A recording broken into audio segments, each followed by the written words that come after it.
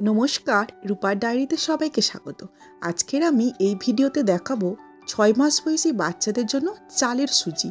দোকানের সুজির থেকে বাড়িতে তৈরি সুজি কিন্তু খুবই পুষ্টিকর এবং স্বাস্থ্যসম্মত। এই সুজি কিভাবে কতদিন সংরক্ষণ করে রাখতে পারবেন এবং বাচ্চার প্রথম সলিড কিভাবে শুরু করবেন, চলুন তাহলে দেখে নেওয়া যাক। প্রথমে আমি এখানে 1 বাটি রেগুলার রাইস নিয়েছি। যে কোনো ভাতের চাল হলেই হবে। পোলাও চাল কিন্তু দেবেন না।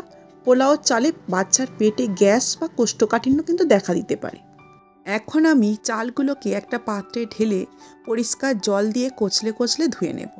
যতক্ষণ না চাল থেকে পরিষ্কার জল বের হচ্ছে ততক্ষণ পর্যন্ত ধুয়ে নেব।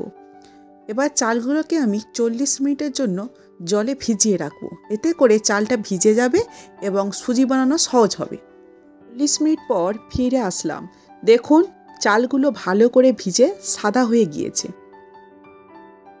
এবার একটা বড় ছাঁকনি করে চালটা ছেঁকে জলটা ভালো করে ঝরিয়ে নিতে হবে। এখানে আমার জলটা ঝরে গিয়েছে। আমি একটা থালা নিয়েছি। এখানে একটা পরিষ্কার কাপড় পেতে চালগুলোকে ভালো করে মিলে দেব। মিলে আমি রোদে কিছুক্ষণের জন্য রেখে আসবো শুকিয়ে নেওয়ার জন্য। রোদের ব্যবস্থা না থাকলে পাখার তলায় কিন্তু শুকিয়ে নিতে পারেন। মাঝে মাঝে নেড়ে চেড়ে দিতে হবে। লক্ষ্য রাখতে হবে যাতে ধুলোবালি বা পোকামাকড় না বসে, পাখিপক্ষ না বসে। 30 থেকে 40 মিনিট পর এটা ভালোভাবে রোদে শুকিয়ে গিয়েছে এবং ঝরঝরে হয়ে গিয়েছে। এবার এটাকে ব্লেন্ড করে নিতে হবে।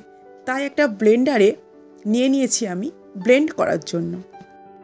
এখানে আমার ব্লেন্ড করা হয়ে গিয়েছে। 6 মাস বয়সী বাচ্চাদের জন্য, যারা সবেমাত্র সলিড শুরু করেছে, তাদের জন্য একটা চালুনি দিয়ে ভালো করে চেলে নিয়ে মিহি অংশগুলো নিতে হবে। দেখুন কি সুন্দর মিহি হয়েছে। আমার বাচ্চার বয়স 1 বছর 1 মাস, তাই আমি এটাকে না চেলে আমি এরকম দানা দানাভাবে রেখেছি। এখন আমি চলে আসলাম চুলায় সুজিগুলোকে ভেজে নেওয়ার জন্য। 6 মাস বাচ্চার জন্য যে সুজিটা আমি বানিয়েছিলাম সেই সুজিটা প্রথমে ভেজে নিচ্ছি। কড়াইতে দেওয়ার সঙ্গে সঙ্গে কিন্তু অনবরত নাড়তে হবে, নালে কিন্তু পুড়ে যেতে পারে। এবারে আমি যে দানা দানা সুজিটা করেছি আমার মেয়ের জন্য, সেই সুজিটা ভাজছি। যখন দেখবেন সুন্দর একটা ফ্লেভার বেরোচ্ছে এবং হালকা ব্রাউন কালার আসবে, তখন জানবেন সুজিটা হয়ে গিয়েছে ভাজা। সুজিগুলো ভালোভাবে ভেজে নেওয়ার পর ঠান্ডা করে নিয়ে এয়ারটাইট জারে করে রাখতে হবে। কাঁচের জার হলে খুবই ভালো হয়। এটা 2 মাস পর্যন্ত সংরক্ষণ করে রাখতে পারবেন। যাদের খাবার যত তাড়াতাড়ি খাইয়ে দেওয়া যায় ততই ভালো। প্রথমে রান্নার জন্য আমি এখানে কড়াইতে জল ফুটতে দিয়েছি। তারপর 1 চামচ সুজি নিয়েছি, 2 কাপ জল নিয়েছি সুজিটাকে ভালো করে সেদ্ধ করার জন্য।